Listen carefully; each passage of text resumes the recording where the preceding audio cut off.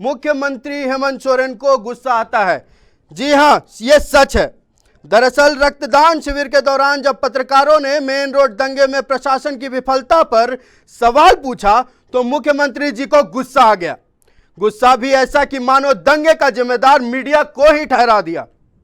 उन्होंने पत्रकारों के कैमरे और माइक को AK-47 बताते हुए कह दिया, आप भी सुनिए। आप लोग चाहते क्या हैं कि पेट्रोल डीजल लेके निकलूंगा कि जितना ये जो AK-47 लेके आप लोग खड़े हैं ना, और ये दूरबीन लगा के जो खड़े हैं, आप सब लोगों से मेरा भी निवेदन होगा कि आप लोग भी रक्तदान में हिस्सा लें।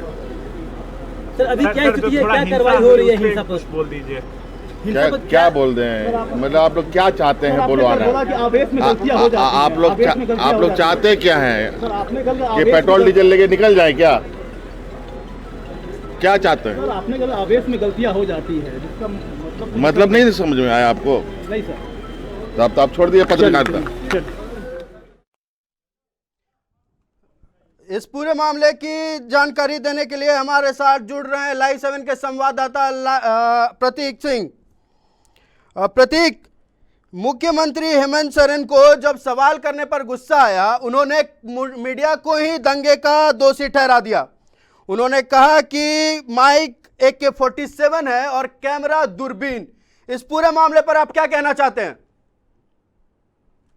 प्रतीक?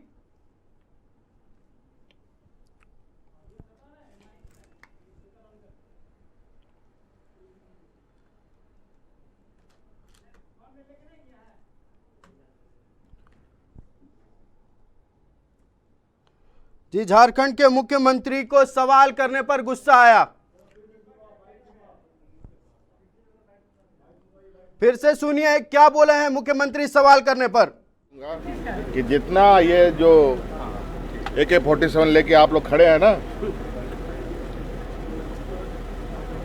और ये दूरबीन लगा के जो खड़े हैं, आप सब लोगों से मेरा भी निवेदन होगा कि आप लोग भी रक्तदान में हिस्सा लें। सर अभी क्या स्थिति है, क्या कार्रवाई हो रही है? हिंसा पर बोल दीजिए। क्या बोल रहे हैं, मतलब आप लोग क्या चाहते हैं बोलवाना? आप लोग चाहते क्या हैं कि पेट्रोल डीजल लेके निकल जाए क्या चाहते हैं? आपने कहा आवेश में गलतियां हो जाती है, जिसका मतलब नहीं समझ में आया आपको? नहीं सर। तो अब तो आप छोड़ दिए पत्रकारिता। मामले की पूरी जानकारी देने के लिए हमारे साथ जुड़ चुके हैं लाइव 7 के संवाददाता प्रतीक। प्रतीक, जिस तरह से मुख्यमंत्री ने हमारे माइक को, पत्रकारों के माइक को AK-47 बताया है और कैमरे को दूरबीन, इसको आप किस तरह से देखते हैं? जाहिर सी बात है, क्योंकि पिछले दिनों जब 10 तारीख को दंगा भड़का था और उसके बाद शहर में काफी तनावपूर्ण माहौल हो गया था, 3 लोगों की जान गई और दर्जनों लोग घायल हुए।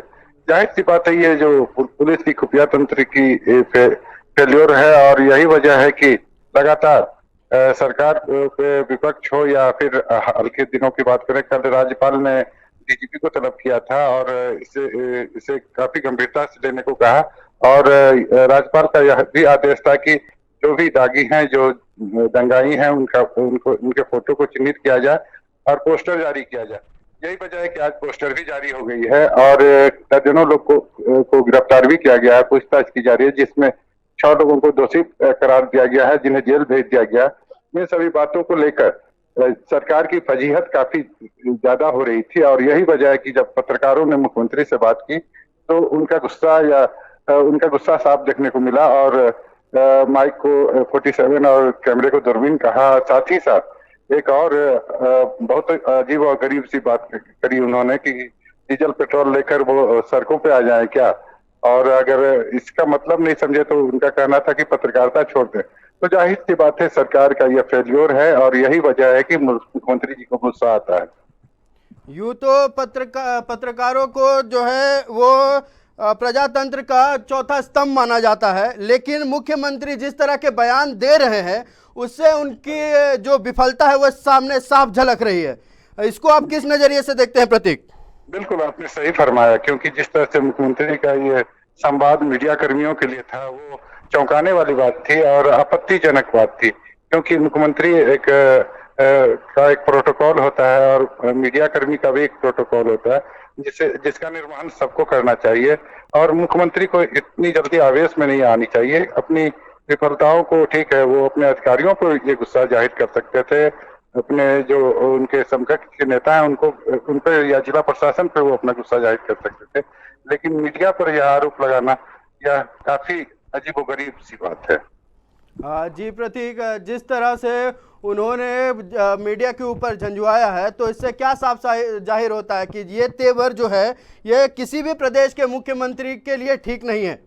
इसको आप किस तरीके से देखते हैं? कहेंगे, क्योंकि ये तेवर की बात नहीं है, इनका फेल्योर है, ये मुख्यमंत्री जी का फेल्योर है, जिला प्रशासन का फेल्योर है, पुलिस विभाग का फेल्योर है, पुलिस की जो सूचना तंत्र है वो कितनी लचर हो गई है उसका यह फेल्योर है। तो जाहिर सी बात है अपनी विफलताओं पे वो अपने आप पे झुल रहा है, ना कि मीडिया कर्मी पे। जिस तरह से प्रशासन इस पूरे दंगे को लेकर फेल रहा, सूचना तंत्र पूरी तरह से फेल रहा, तो क्या ये जो गुस्सा था अपनी विफलता पर मुख्यमंत्री का, वो क्या पत्रकारों पर साफ झलक रहा था? बिल्कुल, क्योंकि पत्रकार जो होते हैं वो आईना दिखाने का काम करते हैं और वही काम आज मुख्यमंत्री जी को भी पत्रकार जो बिरादरी है वो दिखाने का काम कर रही थी। लेकिन पिछले 4 दिनों में आप देखिए कि इस तरह से 10 तारीख को यह दंगा भड़कता है, कितने लोग घायल होते हैं, कितने लोगों की गाड़ी टूटती है, कितने घर पे पत्थर चलते हैं, मंदिर पे पत्थर चलते हैं। और खासतौर की बात करें कि 11 तारीख को रेलवे का एग्जाम था, काफी बड़ी संख्या में अन्य राज्यों से भी स्टूडेंट यहाँ आए थे, उन्हें काफी मुश्किलों का सामना करना पड़ा है। इवन उन्हें खाना और पानी तक नहीं मुहैया हो पा रहा था। स्टेशन रोड के जितने होटल्स हैं वो सभी बंद हैं। खासतौर पर स्टेशन रोड की बात करें तो वहाँ सरकारी बस स्टैंड भी है और राजधानी रांची का स्टेशन है, वहाँ सैकड़ों की संख्या में, हजारों की संख्या में यात्री का आवागमन होता है। वहाँ काफी मुश्किलों का सामना करना पड़ा है। इसमें सीधे तौर से देखा जाए तो जिला प्रशासन दोषी है और कब कहाँ किस तरह से शिकंजा कसना चाहिए या कड़ाई बरतनी चाहिए। खासतौर पे एक बात और आपको मैं बता दूं कि जो जुम्मे का दिन था वो, और पूरे देश में यह बात आई थी कि जुम्मे के बाद जो है नुपुर शर्मा के बयान पे मुस्लिम समुदाय सड़कों पर आएंगे, अपना विरोध जाहिर करेंगे।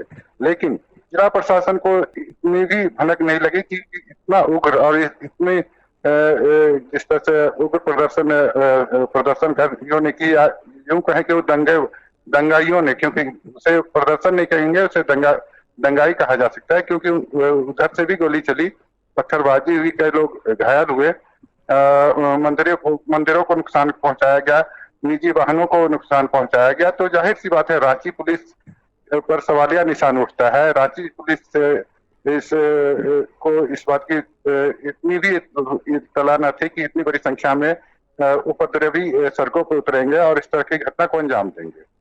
जी, तमाम जानकारी के लिए धन्यवाद प्रतीक। हम लाइव 7 के दर्शकों को एक बार फिर सुनाना चाहेंगे कि पत्रकारों पर गुस्सा दिखाते हुए हमारे मुख्यमंत्री हेमंत सोरेन ने क्या कहा। कि जितना ये जो AK-47 लेके आप लोग खड़े हैं ना, और ये दूरबीन लगा के जो खड़े हैं, आप सब लोगों से मेरा भी निवेदन होगा कि आप लोग भी रक्तदान में हिस्सा लें। सर अभी क्या स्थिति है, क्या कार्रवाई हो रही है हिंसा पर? बोल दीजिए क्या बोल रहे हैं, मतलब आप लोग क्या चाहते हैं बुलवाना? आप लोग चाहते क्या हैं कि पेट्रोल डीजल लेके निकल जाए क्या चाहते हैं? आपने कहा आवेश में गलतियां हो जाती है, जिसका मतलब नहीं समझ में आया आपको? नहीं सर। तो आप छोड़ दिए पत्रकारिता। दूंगा कि जितना ये जो AK-47 लेके आप लोग खड़े हैं ना, और ये दूरबीन लगा के जो खड़े हैं, आप सब लोगों से मेरा भी निवेदन होगा कि आप लोग भी रक्तदान में हिस्सा लें। सर अभी क्या स्थिति है, क्या कार्रवाई हो रही है हिंसा पर? बोल दीजिए क्या बोल रहे हैं, मतलब आप लोग क्या चाहते हैं बुलवाना? आप लोग चाहते क्या हैं कि पेट्रोल डीजल लेके निकल जाए क्या चाहते हैं? आपने कहा आवेश में गलतियां हो जाती है, जिसका मतलब नहीं समझ में आया आपको? नहीं सर। तो आप छोड़ दिए पत्रकारिता। जी, तमाम मामले की जानकारी को देने के लिए हमारे साथ जुड़ रहे हैं प्रतुल शाहदेव जी, जो कि प्रवक्ता हैं बीजेपी से। प्रतुल जी, पहले तो सबसे पहले आपका नमस्कार लाइव 7 पे। ये जो पूरी दंगा हुई है रांची शहर में, और जिस तरह से जो प्रशासन है और सूचना तंत्र है और सरकार जिस तरह से विफल रही है, अपने विफलता को छुपाने के क्रम में मुख्यमंत्री जो हैं वो पत्रकारों पर ही बरस पड़े, पत्रकारों को ही बोलने लगे कि उनके माइक AK-47 है और उनके कैमरे दूरबीन। इसको आप किस तरह से देखते हैं? देखिए, मुख्यमंत्री माननीय मुख्यमंत्री होते हैं, पूरे प्रदेश के वो अस्मिता और स्वाभिमान के प्रतीक होते हैं, लेकिन जब वो ऐसी असहमित भाषा का प्रयोग करते हैं तो इसके बहुत दूरगामी प्रभाव होते हैं। आज तो मैं देख रहा था उनको लाइव, उन्होंने ना सिर्फ जो बातें आपने कही वो कहा, बल्कि एक पत्रकार को तो पत्रकारिता फिर से पढ़ने की शिक्षा तक दे डाली। तो हम इसे अच्छे सेंस में नहीं मानते। जब उनसे पूछा गया इस शहर में क्या स्थिति है और ये जो दंगा फसाद हुआ, तो ये कहते हैं कि क्या हम पेट्रोल डीजल लेकर निकल जाएं। तो ये मुख्यमंत्री के मुंह से ये हल्की छोटी बातें बिल्कुल अशोभनीय है। इस तरह की बातें उन्हें नहीं करनी चाहिए। अब उन्हें पत्रकारों के कैमरा AK-47 दिख रहे हैं, तो अब इसके आगे क्या बोला जाए। माननीय मुख्यमंत्री जी को बहुत संयम बरतना चाहिए। सारा गुस्सा वो पत्रकारों पर क्यों निकाल रहे हैं, ये हमारी समझ से परे है। उनकी पुलिस पूरे तरीके से दंगों को रोकने में विफल रही, और माननीय राज्यपाल ने 3 बार पुलिस के आला अधिकारियों को अपने यहाँ राजभवन में बुलाया। ये कोई छोटी मोटी घटना नहीं है, 3 दिन में 3 बार। और राज्यपाल के निर्देश पर अब पोस्टर्स लग रहे हैं चौक चौराहे पे, जिन्होंने दंगे किए। आप ये सोचिए कि एक तरीके से पुलिस ने मान लिया है कि अब हमसे ये लोग पकड़ में नहीं आ रहे, तो आम जनता का सहयोग करें। तो पहले भी इंटेलिजेंस फेलियर था और अब तो एक्शन में फेलियर है। जी, हजारों करोड़ का राजस्व का नुकसान हुआ इस हिंसा के दौरान। व्यवसायी कोरोना के बाद से बहुत मुश्किल से इससे उभरे थे, उसके बाद भी मुख्यमंत्री का हिंसे पर ऐसा बयान देना, ये किस तरह से आप देखते हैं इसको प्रतुल जी? देखिए, प्रशासन को एक ही नजरिए से काम करना चाहिए। जिस समय माननीय मुख्यमंत्री जी के काफिले को रोका गया था और कुछ अराजक तत्वों ने उसको काफिले की गाड़ियों पर हल्का वो वार भी किया था, तो हम लोगों ने भी उसकी निंदा की थी कि मुख्यमंत्री जी प्रदेश के मुख्यमंत्री हैं। वो बलात्कार की घटना के खिलाफ लोगों में इतना आक्रोश था, फिर भी हमने लोगों से अपील की थी कि संयमित रहें। लेकिन उसके बाद जिन लोगों ने ऐसा किया था या जो निर्दोष भी थे, जो खड़े भी थे, उनके खिलाफ पुलिस ने 24 घंटे के भीतर बड़ा अभियान चलाया था, और मुझे याद है 40 के आसपास लोगों की गिरफ्तारी हुई थी। और यहाँ तो पूरे शहर जल गया। यहाँ जो मेन रोड था वो पूरा सिटी अंडर सीज था। 6 घंटे तक ये उपद्रवी का शासन था इस शहर में, और अभी तक 1 दर्जन भी गिरफ्तारी नहीं हुई है। 72 घंटे से ज्यादा बीत गए। तो ये दो तरफा रवैया जो है प्रशासन का, ये उचित नहीं। जी, आपका बहुत बहुत धन्यवाद अपना कीमती समय लाइव 7 को देने के लिए। जी, नमस्कार प्रतुल जी। जितना ये जो AK-47 पत्रकारों पर बरसते हुए सीएम ने क्या कहा है, और ये कहूँगा कि जितना ये जो AK-47 लेके आप लोग खड़े हैं ना, और ये दूरबीन लगा के जो खड़े हैं, आप सब लोगों से मेरा भी निवेदन होगा कि आप लोग भी रक्तदान में हिस्सा लें। सर, अभी क्या स्थिति है, क्या कार्रवाई हो रही है हिंसा पर? बोल दीजिए, क्या बोल रहे हैं, मतलब आप लोग क्या चाहते हैं बुलवाना? आप लोग चाहते क्या हैं कि पेट्रोल डीजल लेके निकल जाए क्या? क्या चाहते हैं? आपने कहा आवेश में गलतियां हो जाती है, जिसका मतलब नहीं समझ में आया आपको? नहीं सर। तो आप छोड़ दिए पत्रकारिता। कहूँगा कि जितना ये जो AK-47 लेके आप लोग खड़े हैं ना, और ये दूरबीन लगा के जो खड़े हैं, आप सब लोगों से मेरा भी निवेदन होगा कि आप लोग भी रक्तदान में हिस्सा लें। सर, अभी क्या स्थिति है, क्या कार्रवाई हो रही है हिंसा पर? बोल दीजिए, क्या बोल रहे हैं, मतलब आप लोग क्या चाहते हैं बुलवाना? आप लोग चाहते क्या हैं कि पेट्रोल डीजल लेके निकल जाए क्या? क्या चाहते हैं? आपने कहा आवेश में गलतियां हो जाती है, जिसका मतलब नहीं। मामले की तमाम जानकारी को देने के लिए हमारे साथ जुड़ चुके हैं कांग्रेस के प्रवक्ता राकेश सिन्हा जी। जी राकेश जी, इस पूरे मामले पर जो हिंसा हुई है, प्रशासन पूरी तरह से विफल रही, मुख्यमंत्री को सवाल किए जाने पर वो पत्रकारों पर ही बरस पड़ते हैं। आप भी सरकार का हिस्सा हैं, तो ये पूरी जिम्मेदारी कौन लेगा आखिरकार?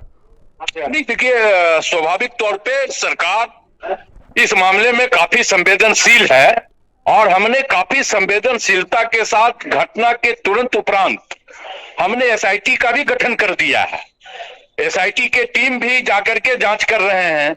तो देखिए, मुझे यह लगता है कि किसी प्रकार की अगर घटना घटी हो जिससे शहर का गंगा जमुना तहजीब छिन्न भिन्न हो, उस घटने पे राजनीति नहीं की जा सकती।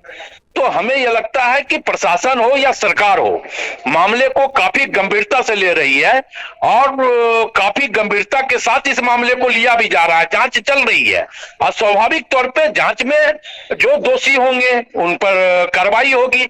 अब जांच में ऐसा भी नहीं है ना कि हम आनन फानन में किसी निर्दोष को जेल भेज दें।